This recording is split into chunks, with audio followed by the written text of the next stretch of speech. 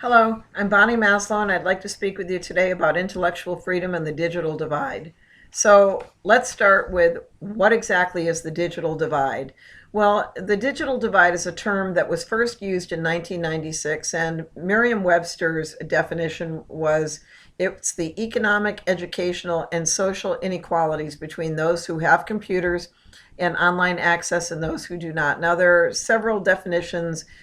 Some called it the digital have and the digital have nots, but you get the basic idea. So many of the people who have historically and continue to be affected by the digital divide are individuals with lower incomes, individuals from rural areas, the elderly, or individuals with disabilities.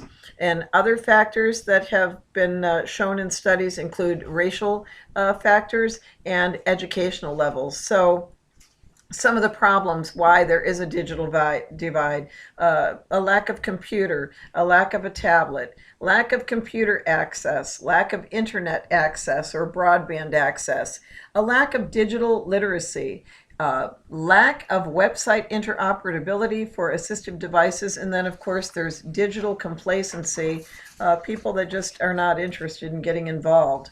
In 1994, the NTIA, or the National Telecommunications and Information Administration, did a study called Falling Through the Net. And this research found that income, geographical location, age, and education were the top predictors at that time of who would have a telephone and who would have a computer in their home. They did a follow-up report in 1995. And at that time, they sort of did an informal call out to schools and libraries by publicly suggesting that traditional providers of access to information would play a vital role in the new technological future. And of course, those traditional providers were libraries and schools.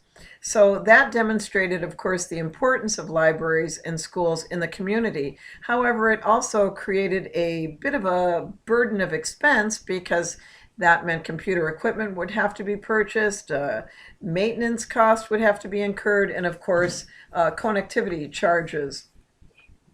So in 1999, the NTIA did a follow-up study. Well, they found in 1999 a lot more people had computers in the home. They also found that more people had internet access.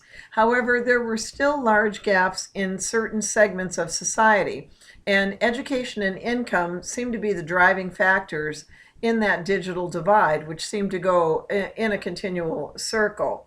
So they also found a random fact that some people just didn't want the internet. They had no interest in it whatsoever.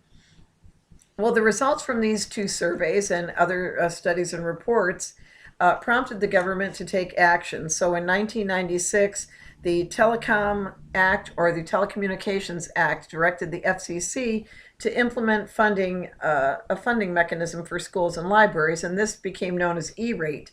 It was funded by the Universal Service Fund.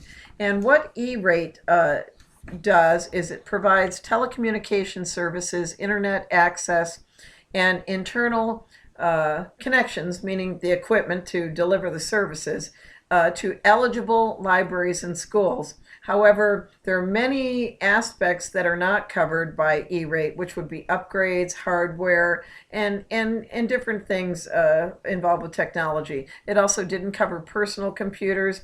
So many citizens still cite the high cost of either computers or internet access as being prohibitive to entering the technological realm. There were private stakeholders such as the Bill and Melinda Gates Foundation that stepped up, and they provided $250 million in equipment and training.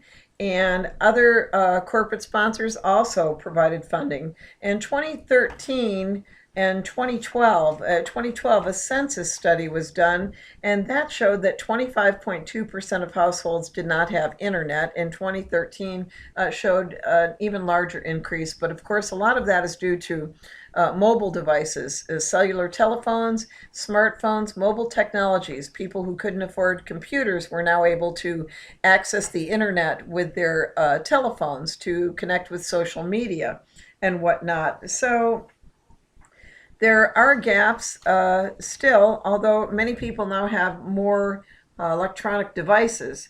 Now the discussion has turned to accessibility. And therefore, the libraries are needed more than ever to provide that accessibility to people in the community. And why do they use them? Well, school children who don't have a computer in the home, they may go to the library to do homework. They also go there for recreation, games, things of that nature online.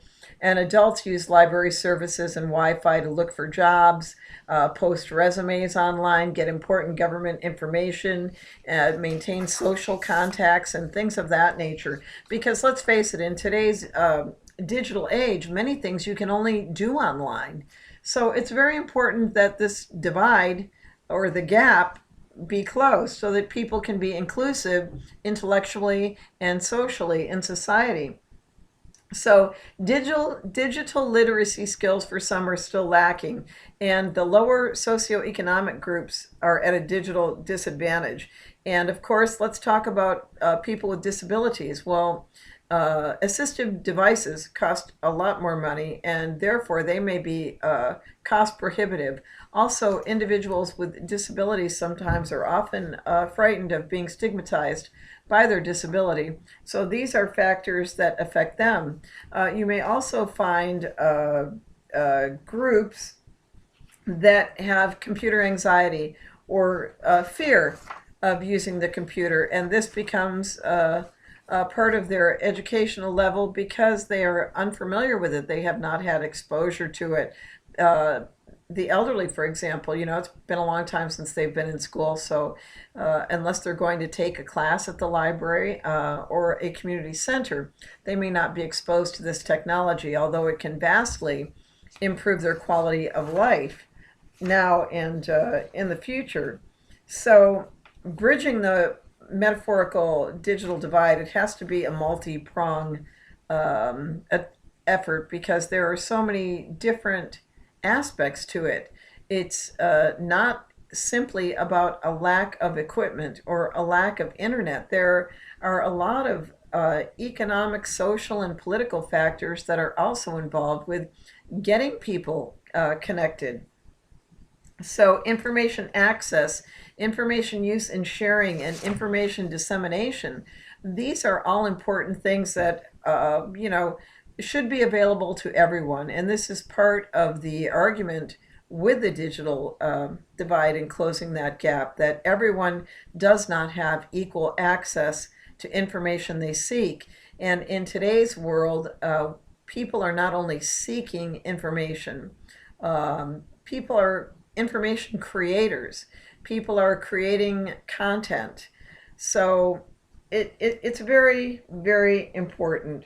So how can the library help? Well, the library can help by providing the free computers that it does, also by providing free Wi-Fi access for patrons that do have their own devices.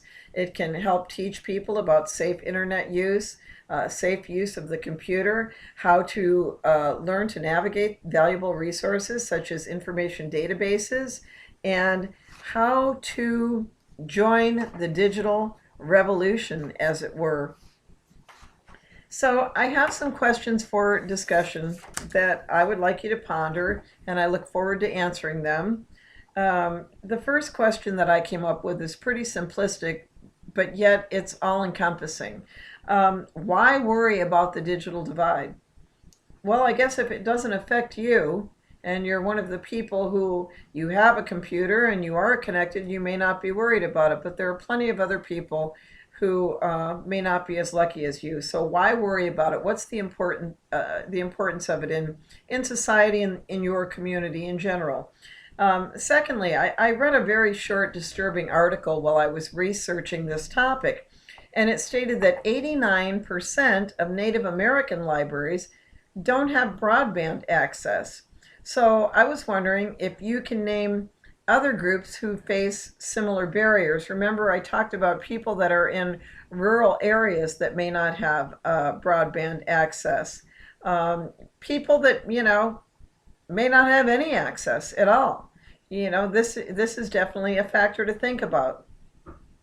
Third question I came up with was, Do you think, and this is a big one, that online access should cost the same regardless of the information you seek?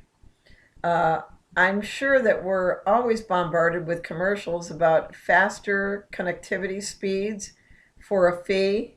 Um, Going to class, researching something, you can see the exorbitant prices of database information. So, should it be equal? Should there just be a fee for information connectivity? Should providers be able to charge you different fees depending on what it is exactly that you're looking for or how quickly you need to connect and find that? These are all important questions that I'd like you to think about and maybe answer, one or two of them and give me your thoughts on them. So, lastly, you know, the ability to access computers and the internet, it can be challenging for a lot of people, but it's worthwhile for society and especially a knowledge-based society like we have now. It's worthwhile for people to be able to connect. It can improve their quality of life, and as I had said earlier, now to connect to the economy, to politics, to do business. There are so many businesses online. It is really very difficult for people who are part of this digital divide because there are so many things that they are unable to participate in, either due to a lack of digital literacy, because they do not have access, or because they may have some sort of disability that's prohibiting them from participating. So I'd like to thank you.